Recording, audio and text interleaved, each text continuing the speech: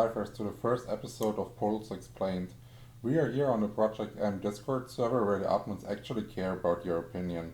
This means there's a poll section, and whenever the admins are not sure in which direction they should develop the game, they will ask you guys for help. So if you haven't voted yet, go ahead and start it. So I will explain what the thoughts are behind the votes and why I made my decision, what others might think. So go ahead with poll number 1. This means awakening, getting the awakening scrolls, and the options are only positive stats. Only positive stats can be cancelled in-game, and only positive stats can be cancelled with cash shop items only, and positive and negative stats can be cancelled in-game, and positive and negative stats can be cancelled with cash shop, and last is no awakening at all. I am really surprised that most players chose no awakening at all. Though I don't think that, even though the most players chose it, I don't think the no awakening system will come inside the game. I think awakening is a great system to provide individuality into character creation, and it allows the players to develop their character further, and it's also a good way to maintain people busy because it's really hard to achieve really good awakes. So let's take a look at the first one. Only positive stats, no way to cancel them. This would basically mean you farm forever, you drop one item, you get the awake on it, it's shit, and you have to farm the item all over again. So I don't think that's going to be fun for anyone, especially since those items get their real value by upgrading them. And for example, if you go like on a plus 10 an item and it has a bad awake, or like you have no awake at all, start to upgrading, getting better awake, it's not a fun future. I don't think anyone will like it. So only positive stats can be cancelled in-game, scrolled by at the NPC. This was my personal favorite, though not the community's favorite, because I think if you get the awake and, for example, you're getting like 15 crit damage and then like minus 15 crit damage, you have nothing, okay, that's fine, right? You don't get punished for it, but like you pay for the awake, and having like a negative awake, reducing your damage, doesn't feel too achieving. I don't think that will keep the players motivated to play. So that's why I was for the number 2. But the majority chose number 4. Also going here with the scrolls that drop by an NPC. This means if this is possible, farming is a huge thing again, and it's not like whoever cashes in gets the best awakes. It's just like you farm like on any other MMO, and the one that farms the most gets the benefit. Here we go, that's really nice.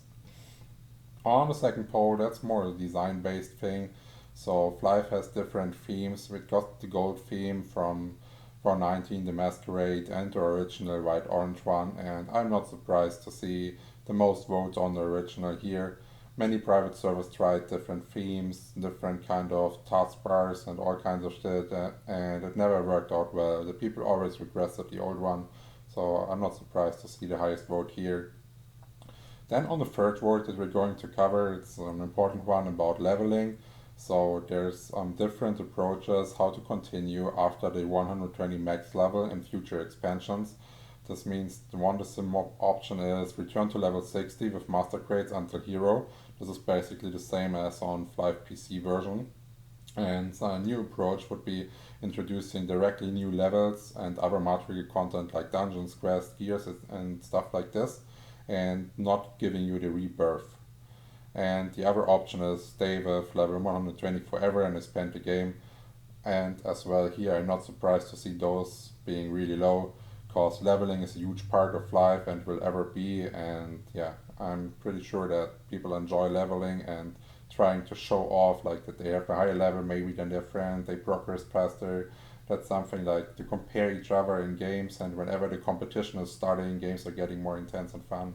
So I'm quite happy that directly new levels are going out, and we're not forced to giving this cheap content creator. But the rebirth system is nothing than like developers reusing old content without basically having to do anything. And I'm pretty happy that we're going in directly into new levels here. And the last poll we're going to cover today is the jewelry one. Here we have also 4 options. Cannot upgrade, but the minimum player level is required to wear a specific jewel. This is pretty nice. Cannot upgrade and no player level requirement. this is fairly boring, because if there's no character development and no upgrade options, you will not keep the players busy for a long time, which should be your goal. And the third option is upgrading jewelry is possible, but minimum level player required. That is a really important feature, that there's a minimum level to wear it, because on Flyff PC version you can wear the jewelry with level 1, and this means if you have a maxed out character already, you can just trade over all your jewelry and create a new character, and the character is based against the mobs. He's fighting so much damage, he's going to one hit everything, and it's basically taking all the fun away from leveling. So I'm really looking forward to have those level specific jewelry here. And then we have this one, what I just said, with the problem with the no level requirement on jewelry.